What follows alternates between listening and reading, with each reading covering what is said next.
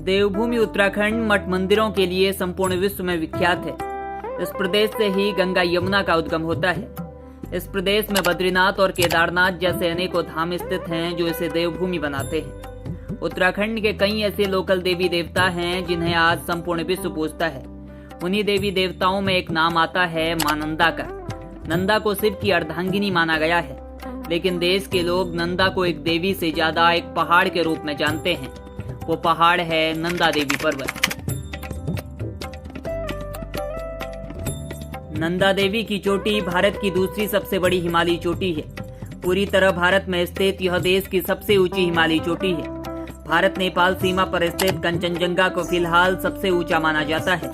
पूरे विश्व में ऊंचाई के लिहाज से नंदा देवी का नंबर 23वां है। नंदा देवी पर्वत का क्षेत्र गढ़वाल के चमोली जिले के अंतर्गत 50 किलोमीटर की परिधि में फैला हुआ है। इसके पूर्व की ओर मरतोली गंगा व पंचगंगा और पश्चिम की ओर ऋषिगंगा का प्रवाह क्षेत्र है। इस इलाके में अनेक हिम सरोवर हैं, जिनमें रूपकुंड, नंदा कुंड, सूर्य कुंड एवं सांडिल्य कुंड सबसे प्रमुख हैं। वर्ष 1808 तक नंदा देवी को विश्व का सबसे ऊंचा पर्वत माना जाता था। नंदा देवी पर्वत शिखर के चारों तरफ पर्वतों का एक परिधिमंडल है, जिसमें नंदा देवी के शिखर की ऊंचाई 7,816 मीटर है। वहीं नंदा देवी यानी नंदा देवी पूर्वी की ऊंचाई 7,434 मीटर है। इसके साथ ही इस परिधिमंडल में द्रोण, त्रिशूल जैसे कई पर्वत चोटियां हैं, जिनकी ऊंचाई कहीं पर भी 6,000 मीटर से कम नहीं है। कुल 640 वर्ग किलोमीटर में फैले नंदा देवी राष्ट्रीय उद्यान के अंतर्गत कई मनोरम स्थल, नाले, पहाड़ियां, घाटियां तथा चट्टानें हैं। सन 1934 में पहली बार एरिक शिप्टन और एच.डब्ल्यू. टिलमेन नामक ब्रिटिश पर्वतारोहियों ने अपने 3 शेरपा साथियों के साथ ऋषि घाटी होते हुए इस क्षेत्र में पहली बार प्रवेश किया था। यहाँ से दिखाई देने वाले दृश्य को देखकर शिप्टन लिखते हैं, इस महान रंगशाला के केंद्र से अपने मूलाधार से 13,000 फीट ऊपर स्थित नंदा देवी का यह शिखर आगे बढ़ने के साथ साथ निरंतर अद्वितीय रूपों तथा रंगों में परिवर्तित हो जाता है।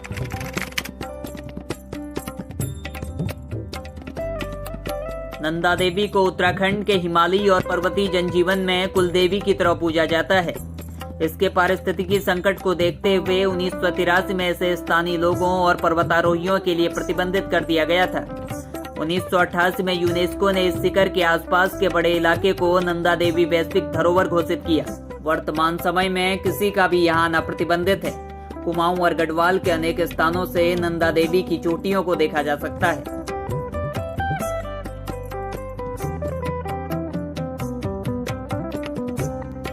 बात अब उस कहानी की करते हैं जिस कारण नंदा देवी इस वक्त देश की सबसे संवेदनशील चोटी है। उस घटना की जिससे देश पर एक संकट छाया हुआ है, न्यूक्लियर आपदा का संकट।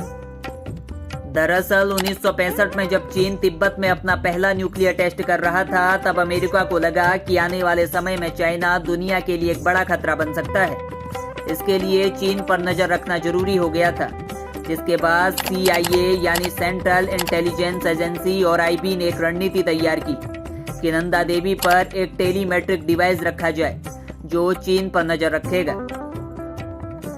लेकिन एक पर्वत चोटी पर डिवाइस को इलेक्ट्रिसिटी कैसे दी जाए, ये एक बड़ी समस्या थी, क्योंकि इतनी ठंड में बैटरी तो काम करेगी नहीं और नंदा देवी का पल पल बदलता मौसम यानी नो सोलर पावर। इसीलिए डिवाइस को चार्ज रखने के लिए न्यूक्लियर पावर देने की तैयारी हुई। इस टॉप सीक्रेट मिशन के लिए दुनिया के बेहतरीन पर्वतारोहियों को इकट्ठा किया गया।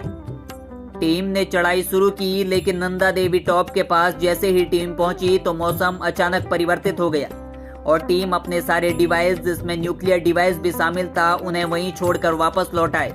कुछ समय बाद दोबारा नंदा देवी पर उन पर्वतारोहियों ने चढ़ाई की, लेकिन वो सारे डिवाइस कहीं बर्फ में दब चुके थे और आज तक लापता है।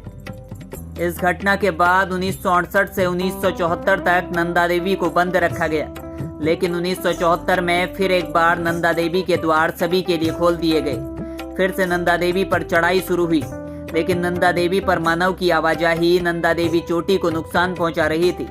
इसीलिए 1982 में नंदा देवी के आसपास के क्षेत्र को नंदा देवी राष्ट्रीय उद्यान घोषित करते हुए आम लोगों के लिए बंद कर दिया गया।